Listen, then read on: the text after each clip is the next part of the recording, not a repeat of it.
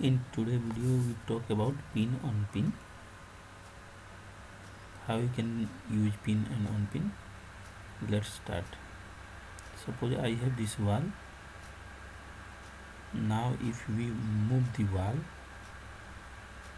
anywhere to any place, then it will move to the place by clicking on the wall. Suppose you can move this wall like this anywhere. If you want to move the wall, you can move this wall. Okay,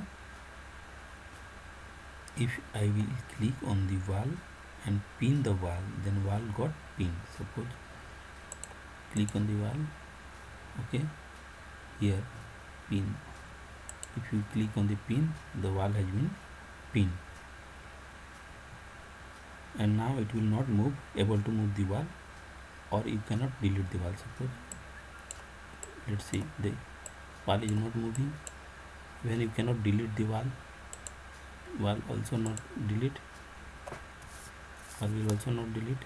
If you want to move the wall again, so you have to click on the wall, here unpin the wall. Now you can move the wall you want to move.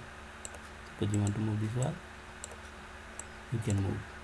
If you pin this wall, suppose click on the pin, see the wall is not moving anywhere. Even you cannot delete the wall. So if you want to delete or move the wall, you have to unpin the wall. See, if you want to delete, click on the delete, the element will be deleted. In this way you can use the command pin, unpin. Or if you want to delete, you can use DL shortcut, or you can use this. Okay, thank you for today's video.